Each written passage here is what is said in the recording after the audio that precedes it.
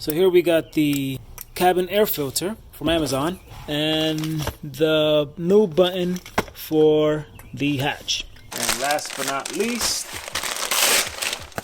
we got the rear wiper blade and a mess of styrofoam. The rear wiper blade should be an easy one, so let's go ahead and do that. For this one, you simply want to just pull on this little cover over here.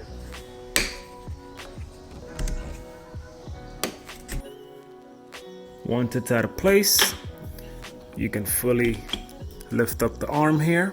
You simply want to pull on this until it snaps open. All you're going to need to do is just get it out of place. Instructions, which we obviously do not need. We got the new wiper blade. This looks really high quality, especially for the price. This was about $10 on Amazon. Same way we removed the old one, we put the new one back in. Snaps into place. Bring this back down. Now we put the cap back on. Okay, seems secure and we're good to go. And similar to the front ones, these don't look like they needed to be replaced, but for some reason they were just squeaking way too much. So I figured it'd just be easier to get a new one, especially for the price. So to change the cabin air filter on the Prius, you open up this glove compartment, and I think it's the same process for a lot of cars. Pull this little tab over here. Same thing on this side. Then you also want to release it from here. I forget what that little thing is called, but yeah, release that. And your cabin air filter is going to be in here. Some of them you can just pull them out. This one has a small little latch that you pull. And here it is. So the crazy thing is that something like this at a dealership is going to cost you $30, $40, $50, maybe even more, depending on the car you have and the dealership. This cost me $9 or $10 on Amazon. I'll make sure to link it below so you guys can check it out. And to swap it out is pretty simple. You pretty much want to remove this old one here. As you can see, it collects a lot of grime and dust and hair. You want to try to replace this, I think every 2,000 to 3,000 miles, but don't quote me on that. Check out the new one. We're gonna pop the new filter in. Okay, perfect fit.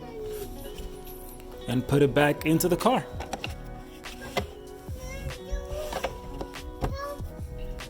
Now it's back in, and that saves you both time and money. Put the arm back in and just gently press in the sides and push it back, and that'll do it. Okay, let's head over to the back now so that we can work on the other stuff. Okay guys, not gonna lie, this one kind of intimidates me because I feel like I'm gonna have a hard time removing these two screws to put the new cover back in place, but let's give it a shot. We got the screwdriver that you can use to remove the old screws. Comes with two screws. Comes with a small little blade that you can use to scrape off any of the remaining rubber from the old part, which I've done most of that. I just don't want to keep going in case I damage the actual button.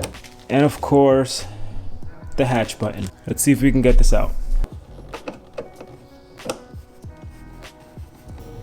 Alright, so removing these was not very easy. They were not budging whatsoever, and I almost gave up. So I figured, let me try something else. I went and got my wife's hair dryer, which I then used on this for a few minutes, which softened up the rubber that had melted pretty much into the entire area, and that kind of softened it up and it helped a lot. So I'm not sure why Toyota would ever think it was okay to put in some rubber button on there that was just gonna melt into the car. Shame on you, Toyota. Okay, so I'm not gonna tighten these up too much in case I do gotta remove this and replace it one day. So was this something that needed to be done? Probably not. I just didn't want to keep opening the hatch and then constantly have that sticky stuff in my hands. So I figured why not replace it? Purely cosmetic, but I think it makes a big difference. So that's gonna do it for me, guys. Thank you so much for watching if you made it this far. So for this video, I wanted you guys to see how easy and how affordable can be to do things on your own on your car. Of course, you can have the dealership do it for you, but they are going to charge a lot more money. I personally don't recommend it.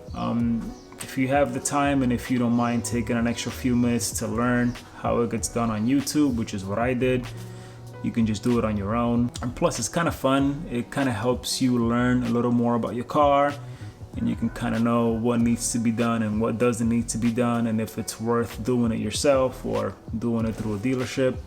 That's just my personal advice. Of course, you can do whatever you want, but that's just what I would do. I would appreciate it if you hit that like button. It would go a long way.